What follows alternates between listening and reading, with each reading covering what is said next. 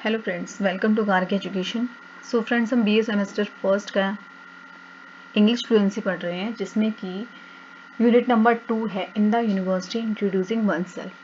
तो फ्रेंड्स, इसमें 3 टॉपिक्स थे, जिसमें कि मैंने आपको डायरी राइटिंग और इंटरव्यू पढ़ाया था। तो आखिरी जो टॉपिक है हमारा, लास्ट टॉपिक है, वो है प्रिपेयरिंग अ सीवी। यानी हम सीवी मतलब सीवी की फुल फॉर्म आपको पता होगी फ्रेंड्स की करिकुलम वाइटे होती है, ठीक है। तो सीवी किस तरीके से हमें तैयार करना होता है, किस तरीके से हमें रेडी करना होता है, तो हमें सीवी की ज़रूरत पड़ती है। किस चीज़ में पड़ती है हमें सीवी की ज़रूरत फ्रेंड्स? जब भी आप कोई भी जॉब एप्लीकेशंस होती हैं या इंटर्नशिप्स या स्कॉलरशिप होती है, तो हमें वो सीवी सबमिट करना होता है, ठीक है। तो इसलिए हमें उस सीवी को कैसे प्रिपेयर करना है, हम आज इसके बारे में पढ़ेंगे और सीखेंगे कि हमें हमारा फॉर्मेट कैसा होगा, ठीक है। तो सबसे पहले फ्रेंड्स, सीवी होता क्या है? तो व्हाट इज अ सीवी? तो सीवी क्या है कि CV is a short for the Latin phrase curriculum vitae. यानी सीवी की करिकुलम वाइटे का शॉर्ट फॉर्म है ना सीवी, ठीक है। C for curriculum and V for vitae. इसका मतलब होता है कोर्स ऑफ लाइफ। तो a CV is 2 or 3 page long document that summarizes your education qualifications, work experience and other achievements, ठीक है। तो CV हमेशा फ्रेंड्स, CV हमेशा 2-3 पेजेस का एक डॉक्यूमेंट होता है, ठीक है। ये नहीं कि वो एक पेज में बिल्कुल सिमट गया, कम से कम 2-3 पेजेस का होता है, जिसमें कि आपकी पूरी डिटेल होती है, आपकी एजुकेशन क्वालिफिकेशन से लेके आपका वर्क एक्सपीरियंस और आपकी जो भी अचीवमेंट आपने लाइफ में अचीव किए होंगे। जैसे आपको कोई भी अवार्ड्स, या आपने स्कूल टाइम पे कोई अचीवमेंट है, आपकी कॉलेज टाइम पे कोई अचीवमेंट है, या आप कहीं पे कंपनी में पहले वर्क करते थे वहाँ पे कोई अचीवमेंट है, तो उसमें सारा मेंशन होता है, ठीक है। तो it is attached to application for jobs. तो किस किस के लिए हमें सीवी की ज़रूरत पड़ती है, कहाँ कहाँ पे सीवी की ज़रूरत पड़ती है? कि जब भी एप्लीकेशन फॉर्म के लिए, जो जॉब्स के लिए एप्लीकेशन फिल करते हैं हम, उसमें हमें सीवी अटैच करना पड़ता है। इंटर्नशिप्स या स्कॉलरशिप के लिए, and submitted to the administrative head of the organisation and institution. यानी किसी भी ऑर्गेनाइजेशन में हमें अगर जाना है, या किसी भी इंस्टीट्यूशन में हमें जाना है, कोई जॉब एप्लीकेशन है, इंटर्नशिप है, स्कॉलरशिप है, तो हमें सभी के लिए सीवी की ज़रूरत पड़ती है, ठीक है। In our country the word resume is also use to describe such as document. हमारे देश में आपने देखा होगा, हाँ, अपने इंडिया में ही सुना होगा अभी तक, तो रिज्यूमे जो होता है, रिज्यूमे भी यूज़ करते हैं हम, है ना। रिज्यूमे शब्द भी सीवी के लिए यूज़ होता है, लेकिन इसमें डिफरेंस है। सीवी और रिज्यूमे में डिफरेंस किस चीज़ का है? लेंथ का। अब दोनों में क्या डिफरेंस है कि the only difference between them is that of length. यानी जैसे कि जो सीवी होता है, मैंने आपको बताया 2-3 पेजेस का होता है, जिसमें कि आपकी एजुकेशन क्वालिफिकेशन होती है, आपका वर्क एक्सपीरियंस होता है, आपकी अचीवमेंट्स होती है कि अगर आपने किया है तो इतना। लेकिन अगर आपने कहीं भी काम नहीं किया, अभी वर्क नहीं किया, आपकी ज़्यादा कोई अचीवमेंट नहीं है, तो शॉर्ट पेज का जो एक होता है उसको हम क्या बोलते हैं? रिज्यूमे बोलते हैं, ठीक है। तो whereas a resume is 1 और द मोस्ट 2 पेजेस लॉन्ग। यानी वो सिर्फ एक या हार्डली 2 पेजेस का होता है, ठीक है। तो long, a CV can be much longer because it is include more detail information. लेकिन जो सीवी होता है वो बहुत ही लेंदी होता है, ठीक है। तो फ्रेंड्स, जैसे मान लो आपने कहीं पे, आपने बहुत सारे कंपनीज में जॉब की है, या आपने कहीं इंटर्नशिप ली है, कहीं पे कुछ भी, तो आपका जो सीवी होगा ऑटोमेटिकली आपका लेंथी हो जाएगा, कि आप पूरा उसमें मेंशन कर रहे हैं, आपने अचीवमेंट्स मेंशन करी, आपने वर्क एक्सपीरियंस, तो आप उसको सीवी नाम देंगे। लेकिन वहीं रिज्यूमे क्या हो जाएगा? छोटा होता है, कि अगर हम फ्रेशर हैं, है ना, तो हमने ज़्यादा हमारा वर्क एक्सपीरियंस नहीं है, हमारी उतनी अचीवमेंट्स नहीं है, तो हमारा उसमें उतनी डिटेल मेंशन नहीं हो पाती। तो यही फ़र्क होता है सीवी और रिज्यूमे में, ठीक है। तो what should you include in a CV? अब आप देखिए कि सीवी में क्या क्या चीज़ें इंक्लूड होनी चाहिए, ठीक है। अगर आप कभी सीवी अपना प्रिपेयर करेंगे, तो आपको ये चीज़ें भी उस टाइम काम आएंगी, ठीक है। आप ये एग्जाम पर्पज से ही नहीं पढ़ रहे, आप बाद के लिए भी इसको प्रिपेयर कर रहे हैं, कि आपको ये बाद में भी ये चीज़ें ध्यान में रखनी पड़ेंगी जब भी आप अपना सीवी प्रिपेयर करेंगे किसी भी जॉब के लिए, ठीक है। तो सबसे पहले तो उसमें पर्सनल इन्फॉर्मेशन आती है।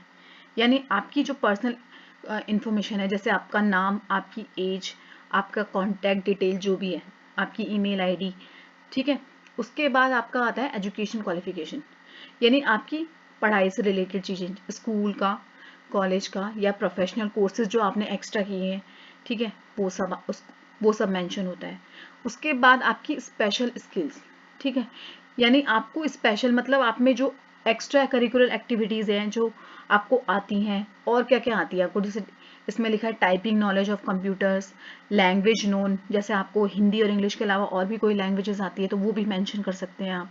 उसके बाद आता है आपके अचीवमेंट्स, कि आपने अचीव क्या क्या किया है, आपने कोई अवार्ड्स अचीव किए हैं, या आपने कोई स्कॉलरशिप्स अचीव किए हैं, या आपने कोई फेलोशिप्स लिए हैं, तो फिर ये सारे उसमें अचीवमेंट्स में आते हैं।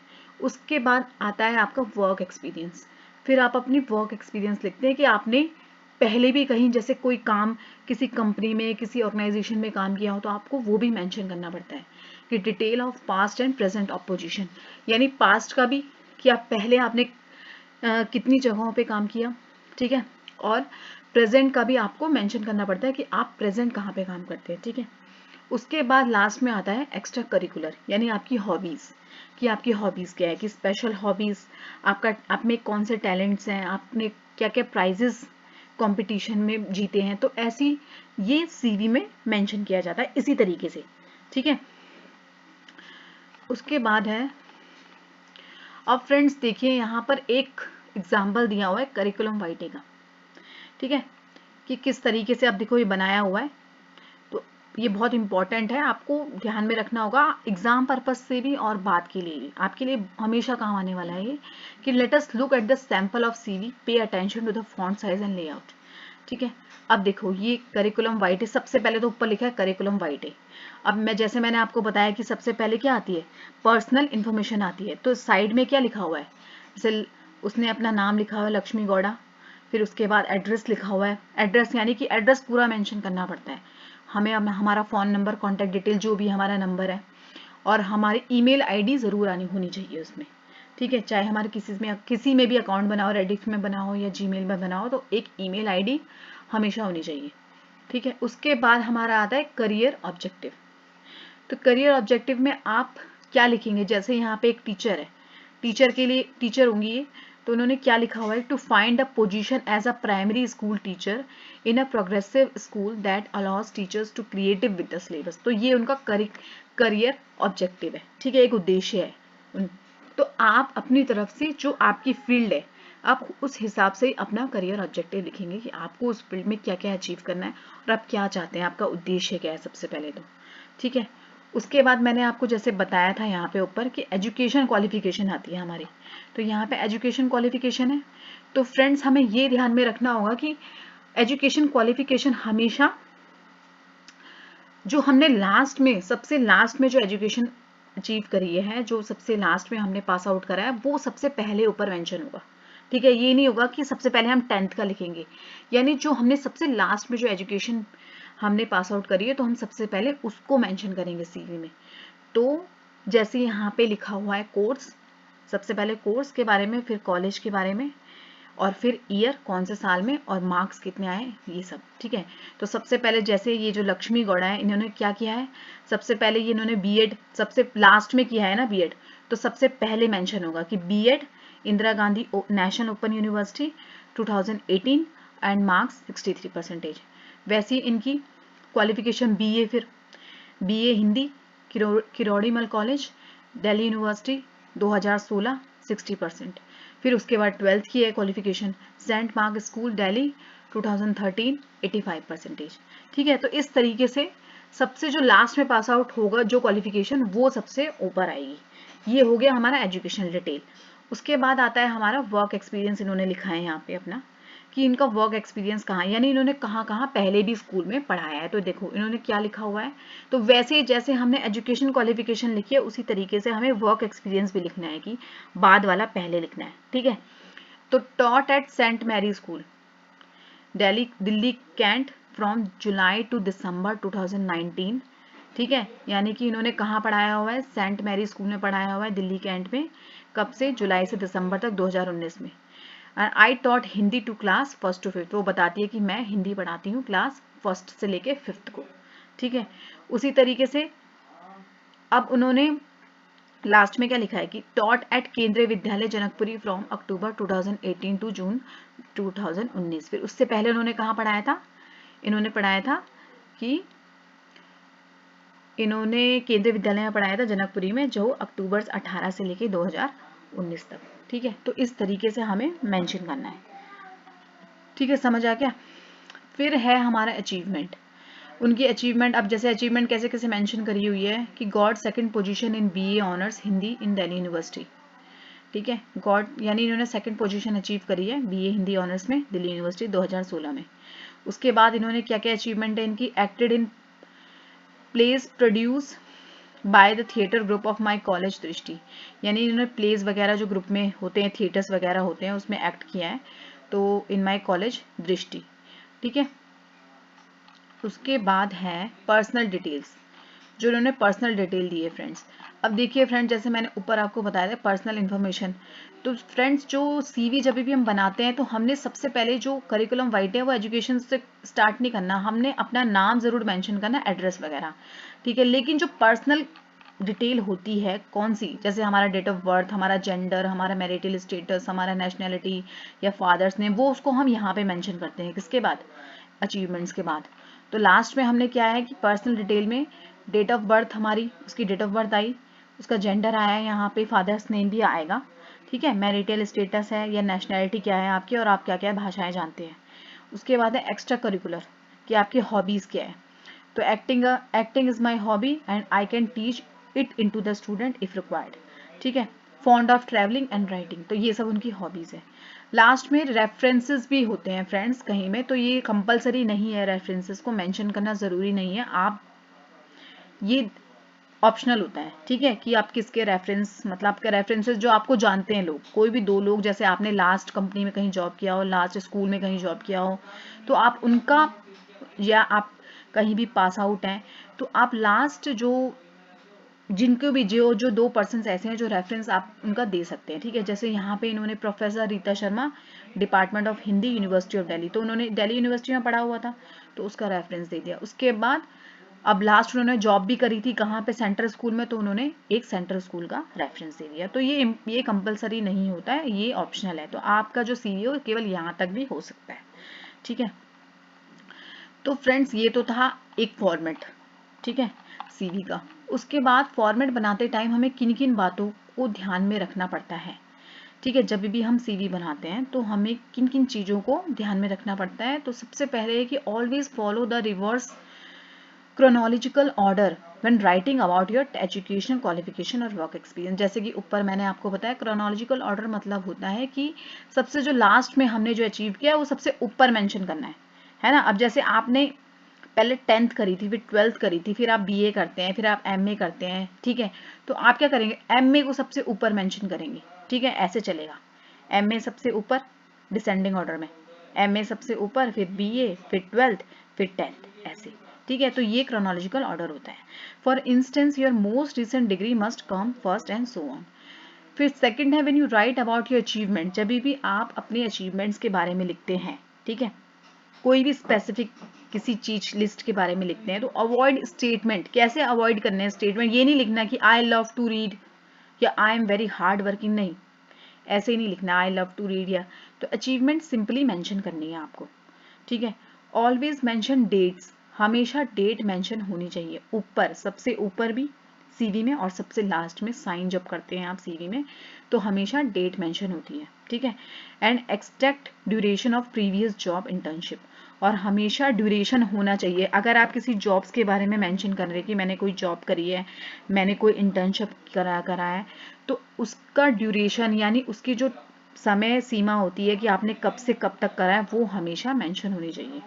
ठीक है, उसके बाद डोंट यूज एब्रीविएशंस, तो एब्रीविएशन यूज नहीं करने हैं आपको कि आप सिंपल वे में लिख रहे हैं। जैसे आप अगर एजुकेशन क्वालिफिकेशन लिखेंगे तो आपने दिल्ली यूनिवर्सिटी से किया तो आप डीयू लिख रहे हैं, तो डीयू नहीं लिखना आपको, आपको पूरा मेंशन करना है, क्योंकि जो सामने वाला आपका एप्लीकेशन फॉर्म पढ़ रहा है, आपका जॉब एप्लीकेशन फॉर्म पढ़ रहा है, तो वो डीयू का मतलब कुछ भी, आप ये नहीं सबको पता होगा कि हाँ दिल्ली यूनिवर्सिटी ही होता है, तो आपको पूरा मेंशन करना है। जैसे एमडीयू नहीं लिखना, डीयू नहीं लिखना, इग्नू नहीं लिखना, तो आपको पूरा मेंशन करना है कि don't use abbreviations, for instance write Delhi universities not DU. ठीक है, उसके बाद है कि mention only those awards that are 5 years old, यानी कि आपको ऐसे अवार्ड मेंशन नहीं करने हैं जो बहुत पुराने हो, 10-15 साल, 5 साल से ऊपर पुराने हो, आपको 5 साल तक जो फ्रेश हो, ठीक है। You don't need to mention prizes you won when you were in junior school, यानी आप जूनियर स्कूल के नहीं करने हैं आपको, आप 12th, आप बीए, आप ऐसे बीएड का कर सकते हैं, लेकिन आपको छोटी क्लासेस के जो हैं आपको वो मेंशन करने की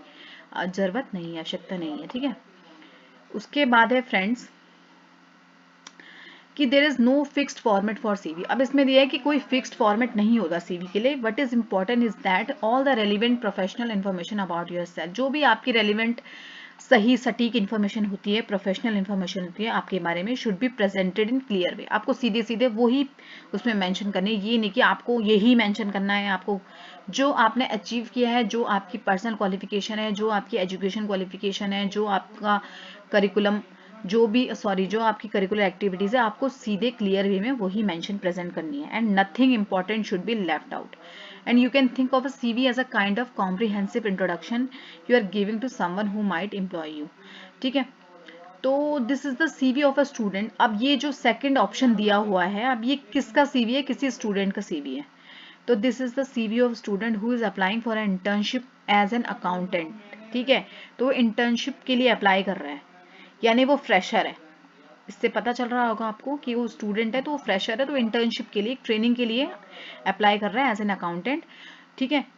तो you will notice that the next CV there are no references, इसमें कोई भी रेफरेंस नहीं मेंशन होगा स्पेशली, और not the marks scored in the college school exam mentions. It is because the student is applying for an internship and in such case he she would not have any work experience, क्योंकि आपको पता ही है कि वो एक student है जो कि अप्लाई कर रहा है इंटर्नशिप के लिए, तो उसको इस केस में, क्योंकि उसका कोई वर्क एक्सपीरियंस नहीं होगा इसमें, तो इसमें ज़्यादा कोई मेंशन करने की ज़रूरत नहीं है कि मैंने इतना अचीव किया, मैंने उतने मार्क्स स्कोर किए, ठीक है। तो वो सिंपल वे में, इसको फ्रेंड्स हम रिज्यूमे भी कहते हैं। तो मैंने आपको बताया ना, रिज्यूमे शॉर्ट फॉर्म में होता है, तो ये रिज्यूमे भी हो सकता है, उसको रिज्यूमे भी बोल सकते हैं आप, सीवी भी लिख लेंगे, इससे कोई प्रॉब्लम नहीं है, ठीक है। तो सबसे पहले तो उसने अपने साइड में क्या है, नाम लिखा हुआ है विकास रस्तोगी, अपना नंबर दिया हुआ है, कॉन्टैक्ट नंबर, अपने ईमेल आईडी, ठीक है, और अपना पूरा एड्रेस, ठीक है। उसके बाद उसने अपना करियर गोल भी लिखा हुआ है कि to work in a reputed organisation and gain experience in book keeping managing financial data, ठीक है। उसके बाद उसकी एकेडमिक क्वालिफिकेशन, मैंने आपको बोला ना जैसे ज़्यादा मेंशन नहीं करना, क्योंकि वो इंटर्नशिप फ्रेशर है और इंटर्नशिप कर रहा है, ठीक है। तो सिंपल है कि वो बीकॉम कर रहा है, कहाँ से? School of open learning Delhi university, ठीक है, 2018, जैसे आप SOL पता होगा आपको जैसे, ठीक है। तो और 12th कहाँ से की है? सेंट्रल स्कूल से करी है, विकासपुरी से, 2015 में। उसके बाद टेक्निकल स्किल्स क्या है उसकी? उसकी टेक्निकल स्किल्स है कि वो familiar with tally ERP quick books, ठीक है, यानी कि वो टैली वगैरह और ERP का उसको नॉलेज है, क्विक बुक्स वगैरह का, ठीक है। अब एक्सपीरियंस उसका क्या है, यानी उसने पहले भी कहीं पे इंटर्नशिप ली होगी, तो work as intern with Luthra and association from May to August 2017, ठीक है, इतना उसका एक्सपीरियंस हो गया। उसके बाद उसकी पर्सनल डिटेल है कि उसका डेट ऑफ बर्थ है ये ऐसे ऐसे ऐसे 5 दिसंबर, ये जेंडर उसका ये है, नेशनलिटी है, और वो इंग्लिश और सॉरी वो लैंग्वेजेस ये जानता है।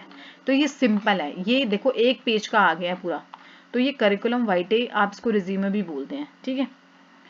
तो ये डिफरेंस हो गया एक तरीके से इन दोनों में, ठीक है।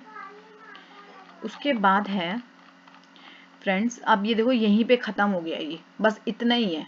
आपको इसी तरीके से एग्ज़ाम में आ सकता है कि आपको ऐसे भी आ सकता है एग्ज़ाम में, ये जैसे लिखा हुआ है कि यहाँ पे एक स्टूडेंट है जो कि अप्लाई कर रहा है इंटर्नशिप के लिए एज एन अकाउंटेंट, तो आप उसके CV में क्या क्या मेंशन कर सकते हो, ठीक है। या आपका आ गया कि आप इंटर्नशिप के लिए जा रहे हैं, ठीक है, तो आप अपने CV को किस तरह से बनाएंगे, किस तरह अपना CV तैयार प्रिपेयर करेंगे, ठीक है। तो इस तरीके से भी क्वेश्चन आ सकता है, तो आपको ये चीज़ें ध्यान में रखनी है, ठीक है। तो ये कवर हो चुका है, आप ये तीनों टॉपिक्स कवर हो गए, ठीक है।